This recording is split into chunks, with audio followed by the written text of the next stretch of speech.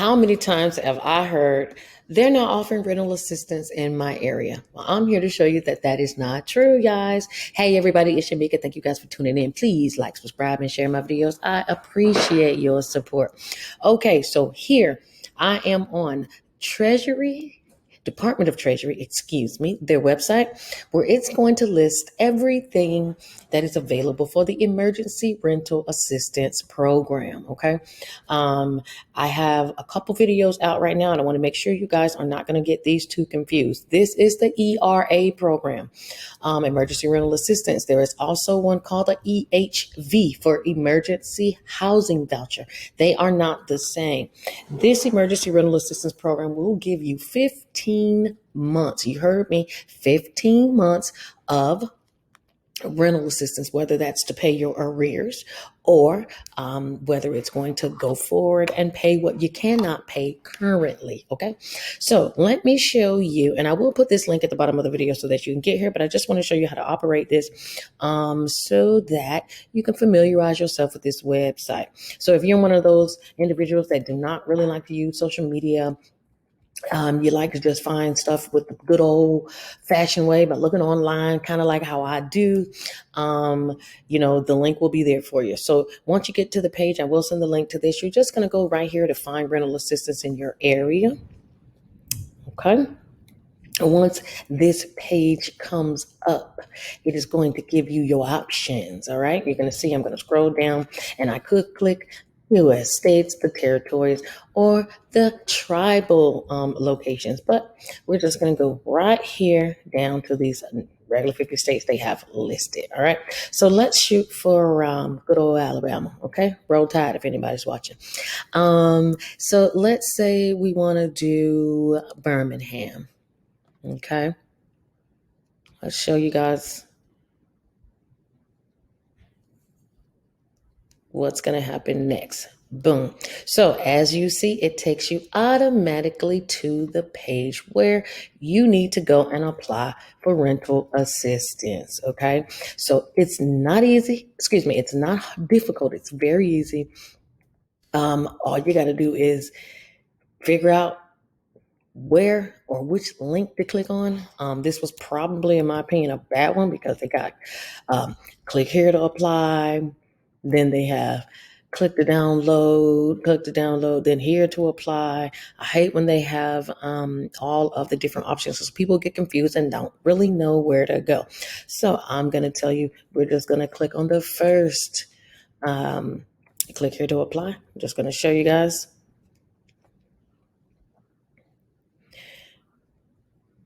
Now, I will tell you guys something that is something that I notice all the time. All right. So all of these states are using the same neighborly software. Okay. So when you go to apply for rental assistance, you will end up at a page similar to this. Okay. It may not say official seal Birmingham, Alabama, but it will be the portal to neighborly software. And you're going to create your account, and then you're going to go in and you're going to answer questions. I'm not going to do that with you. I just want you to see what it looks like so that you have an idea.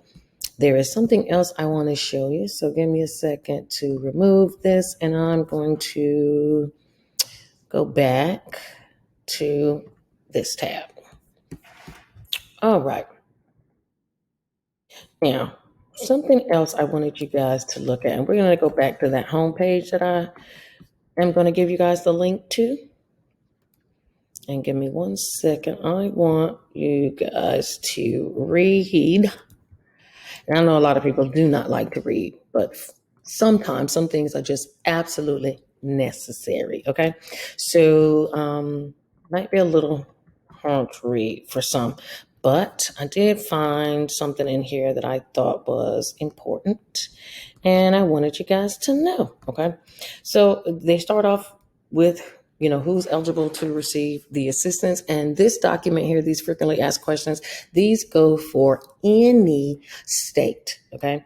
I don't want you guys to get too caught up on ERA1 or ERA1 or ERA2. They're just two types of different rental programs. They pretty much operate the same. When you deal with the housing office that's going to process your application, they will determine which ERA you fall under. But regardless, you are just trying to get your assistance. All right. You will need your landlord to assist you. So if you don't have a good relationship with the landlord, this is the time to make peace so that you can get them to help you to get these funds that in essence pay them. Okay. The money will be vetted through the housing office before it's given to your landlord. They do that to make sure that there's no funny business going on. But you're not going to be able to get any money if you don't have help from your landlord. Okay. And it's one question. Hold on. I'm going to get to this question in a minute. I found some extra. Okay. So just so you know, this can be used for rent and rental arrears. Okay, so that's one thing that's important. It is also saying that you can provide a written letter um, uh, that you and your landlord actually can sign to turn in to provide proof that your rent is behind. This money also can be used for utilities and home energy costs. So if you have utilities, and this is why I wanted to show you. So utilities, they are electricity, gas, water, sewer, trash removal, and any other energy costs as such as fuel, oil, blah, blah, blah. Okay. If you have any of those things, please apply for the Emergency Rental Assistance Program to get assistance with getting these things paid. All right. And I'll give you guys one quick example just to show you how much money the states are receiving. So I live in Florida, and the state of Florida not the state of Florida, my county in Florida received $17.8 million. And so far, they've only used not even $1 million. Okay.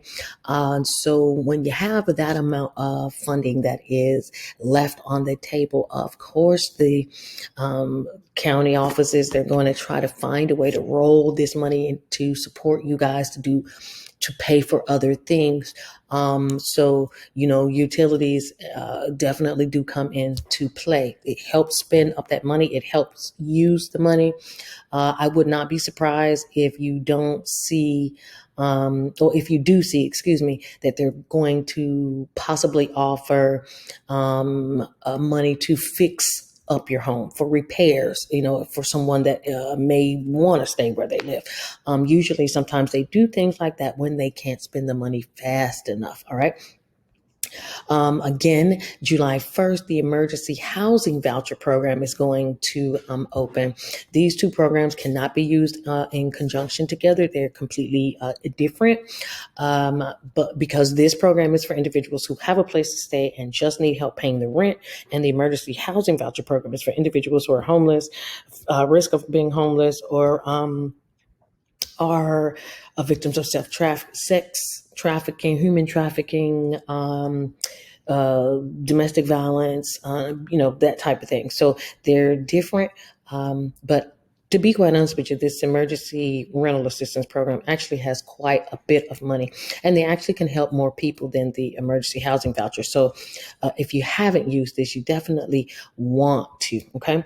Now, I also wanted you guys to be able to see. It says, may a grantee provide assistance for arrears that have accrued before the date of enactment of the statute. So it says yes, but not before March 13th, 2020. That is the date that COVID was considered or titled a national emergency. So if you have bills that were due before then, I'm surprised they haven't turned you off yet. But if you do, you can always reach out to the United Way or some of your other local nonprofits to see if they will help you to get that paid if you cannot use this money to pay for that. All right.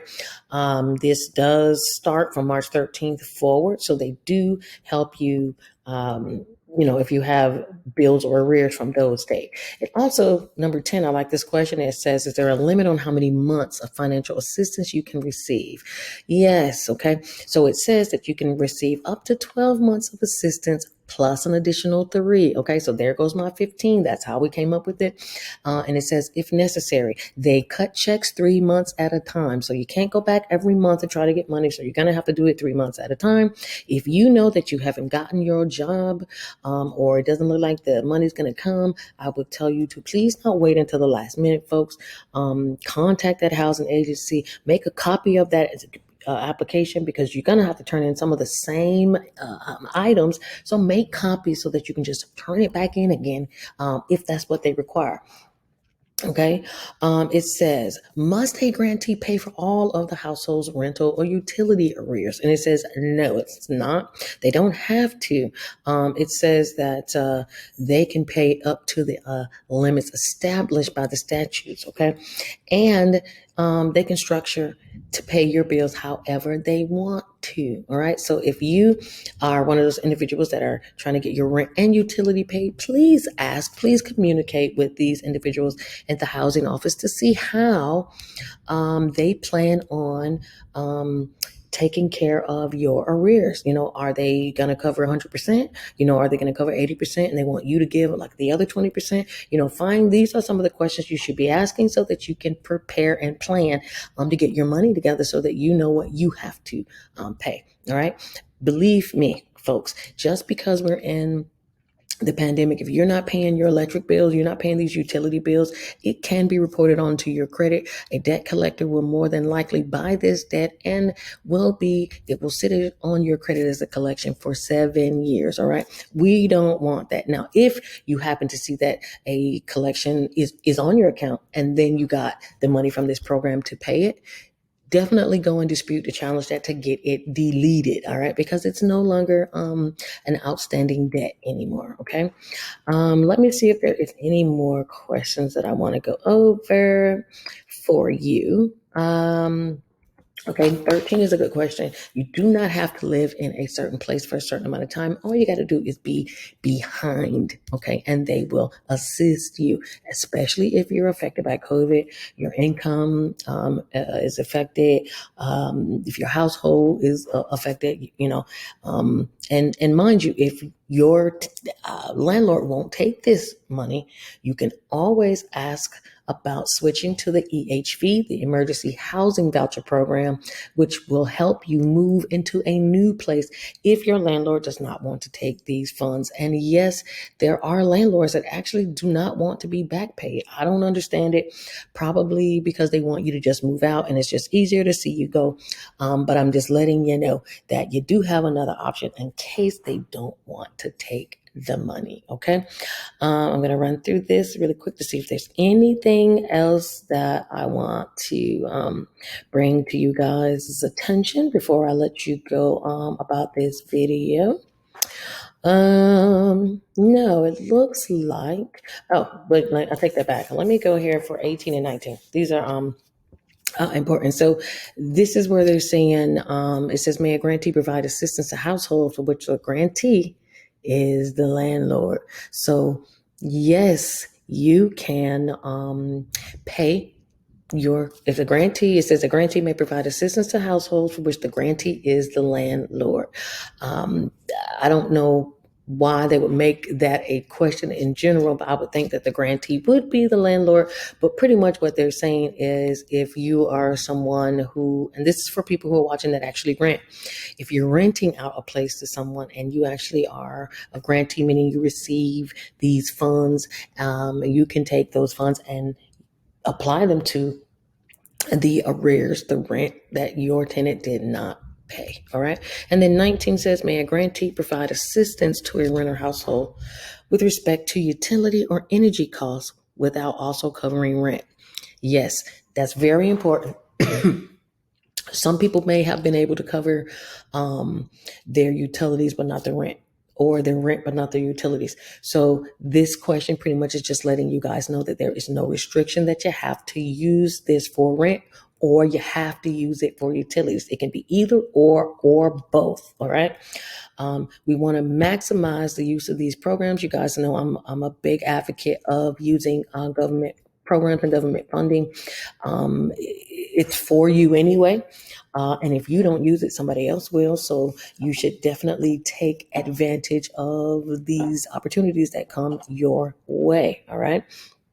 It says now 20 asks, can landlords use it for their mortgages? No. There is another program that they're coming out with for landlords. It doesn't really provide mortgage assistance, but I will make a separate video on that. So make sure you guys subscribe and check out my video so that if you're a landlord or if you have a mortgage, you can see what is in the American Rescue Plan for you. Okay, I know that something that was big in this plan, especially at the time when they were discussing the stimulus package, was homelessness and evictions. So I can tell you that a lot of the money that came out in this plan is really going to be geared towards making sure people have somewhere to live. Do you guys watch the news? Do you see California? I mean, homelessness is it's like a new thing now. It's like in or something, right? I've never seen this amount of homeless people, and I'm just doing my part to show you guys what is out there so that you don't have to be homeless if you don't want to be. All right. And look at question number 22. This says that under this program, they do have a priority of assistance with incomes that are less than 50% of the median household. Okay.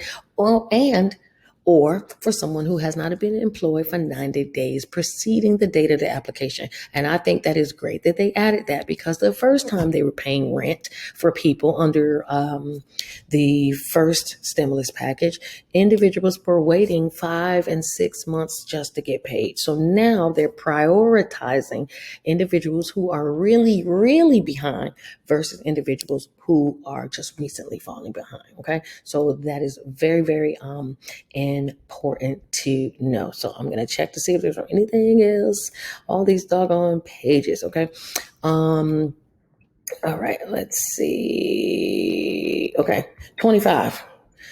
They will recoup the funds if you do not comply with the applicable limitations on the use of those funds. All right. Please don't get this money and go and buy a car. This is not PPP funds, guys. This is for you to have somewhere to live. So make sure that you're using the money for the right thing. If you guys haven't noticed anything from this pandemic, is that the government is getting very strategic in how they label the money they give us, and also the enforcement that they have put on banks to monitor what we do with the funds that we receive. Okay. So don't do anything dumb. Okay. I'm just telling the truth. Don't try to do anything dumb with the money. Use it for a place to live. All right. Question 26 says, may rental assistance be provided to temporary displaced households living in hotels or motels? And that is yes. As of July 1st, 2021, this year, the government is actually doing away with their memorandums of agreements, or MOUs or MOAs. If you guys were in the military, you know what I'm talking about. But they're doing away with those memorandums of agreements with these hotels, because one, it's very costly, and a hotel is not necessarily considered a place where you would do long-term lodging. Okay. It's not, unless it's like an efficiency, a place like that. But right now they have people in hotels who stay there. Homeless veterans stay there. I know there are a lot of places, a lot of agencies have agreements where they will put someone in these places temporarily. But as of July 1st, when these emergency housing vouchers come out, all of the hotel stays will cease to exist, at least for now. And they're going to use the funds from the housing, the emergency rental assistance, and from the emergency housing voucher program. So hotels will go away. So if you're an individual that's in a hotel and you're ready to get, find you somewhere to live, you can try this program, or you can try the emergency housing voucher program. And if you have not watched, I do have another video already about the emergency housing voucher program, just so you can kind of see the differences between the two on here. Okay. Let's see. It says, may a renter subject to rent-to-own agreement with a landlord be eligible? It says they may provide financial assistance to households that are renting their residence under a rent-to-own agreement, under which the renter has the option to purchase the property at the end of the lease term, provided that a member of his or her household pretty much doesn't own a home. Okay. So if you're in, and I've seen this a lot, if you're renting from somebody's private and you've been there and they love how you take care of their house, unfortunately you fell behind due to COVID and you're not able to pay, but you're in some type of agreement with them that when you get your credit right, you're going to buy their home. You can still use this program, to get it, because, at the moment, you don't have a deed to the house, you don't own the house, and you're not financially responsible, meaning there's no mortgage in your name, for this residence. So as long as you are considered a renter, you are fine. Okay. And can you use it if you live in a manufactured home? Yes, you can. This is why I wanted to show you guys this list, because I get a ton of questions and I wanted you guys to be able to see that a lot of the questions you ask are already addressed here in this frequently asked form. And these are the type of questions you should be reviewing before you even pick up the phone to call your housing office, so that you know what to ask, and that you already know what the answer should be. And now you can actually see if they know their job, okay? Because there are some people that may not tell you the truth because they don't know. And sometimes you may get people who don't tell the truth just because they're a hater, all right? And you do have people like that. So I strongly advise everybody to read this. Again, 31 says, how do you ensure that the funds are used only for permissible purposes, okay? Now, they say grantees are expected to apply reasonable fraud prevention procedures and to investigate and address potential instances of fraud or the misuse of funds that they become aware of. So they're going to go by the honor system, basically. If somebody calls and rats you out, or if they feel that you are misusing the funds some kind of way, they have a right to investigate and could possibly bring charges and make you have to pay that money back, and probably more than likely you're going to go to jail. Okay. So we don't want anything like that to happen. 32, look at this awesome question. Can grantees prohibit landlords from pursuing eviction for non-payment of rent for some period after receiving the assistance? So it says, with respect to landlords that receive the money under the program, it says the grantee must prohibit the landlord from evicting the tenant for non-payment of rent during the period covered by the assistance.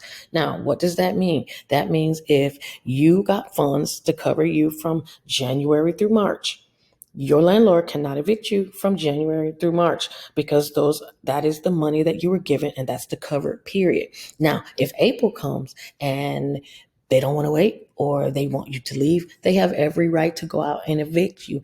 Now, the CDC eviction moratorium has ended. It ended on May 31st. So as of right now, we're not under any type of moratorium, which is why these programs are so important, because they help put money in the landlord's pocket. They help keep you where you are so you can be comfortable, and they give you a chance to get on your feet and let somebody else cover some of your expenses. Okay.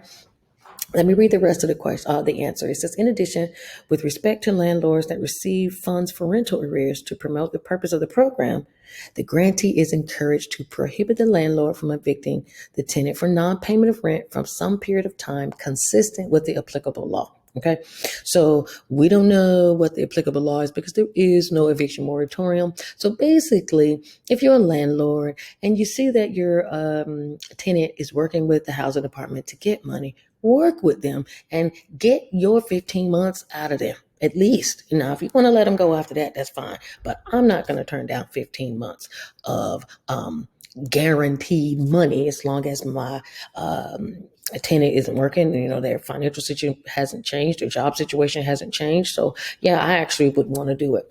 Now, this says, in all cases, the Treasury strongly encourages grantees to require landlords that receive funds under the emergency rental assistance as a condition of receiving the funds. Listen to this, guys, not to evict tenants for non-payment of rent for 30 to 90 days longer than the period covered by the rental assistance. So let's go back to that example where I said if you got monies from January to cover you from January to March, Treasury is encouraging the landlords to cover or not to evict the tenants from January all the way to, let's see, it says 30 days. So they want them to evict them all the way up to June, which would be 6 months, okay? Because you already are covered for 30 days. You already covered for 90 days for the 3 months for the when you get your first payment. Now they're saying, well, we pay out in increments of 3. So here goes another 90 days. So please don't evict them because we're going to cut them another check. So in essence, 90 and 90, that's 6 months. Okay. That's, this makes sense why some landlords do not want to take the money because they know if they take it, they have to deal with you for another 90 days. Now, but get this, when they get that next 90-day check, that same rule applies. They want you to now extend it another 90 days. So a lot of landlords don't want to take it because they know it locks them into a 15-month deal. Now, if you're the tenant, you probably don't care, and this is good news for you. And you don't have to let your landlord know if you don't want to, but this is the reason why some of them don't want to take it, okay? Let me see if any of these other questions matter. Let's see. Now, this is a good question. This is actually the last one. This is similar to the emergency housing voucher. It says that these funds may be used to provide assistance to eligible households to cover prospective relocation assistance, rent, and utility or home energy costs, including after an eviction. So even if you get evicted, you can still get your landlord taken care of. Just for being nice or putting up with you until you're gone. You probably don't care. But if they're going to threaten to put it on your credit, just know that you can go back here and get money to cover even after you've moved. And you possibly can use the emergency housing voucher assistance to help you get a brand new place somewhere else because you're going to be considered homeless. Anyway, I'm going to put the link below in the comments. I hope this little shindig of me running through these websites helped you understand a little bit. Again, I'm going to put both of these links because I definitely want you guys to be able to be well versed with some of these questions and answers. And make sure that you're taking advantage of the program and educate your landlord to let them know that, hey, it's 15 months of money that always is going to come on time. The government is always usually the sure bet when it comes to getting paid. So I'm hoping that they will work with you and let you stay until you're able to do something better or get back on your feet. So anyway, please like, subscribe, share my videos. I hope I taught you something new. And please look out for the rest of my American Rescue Plan breakdown videos of what's in the bill that you may not know. All right. Have a good one, guys. Bye.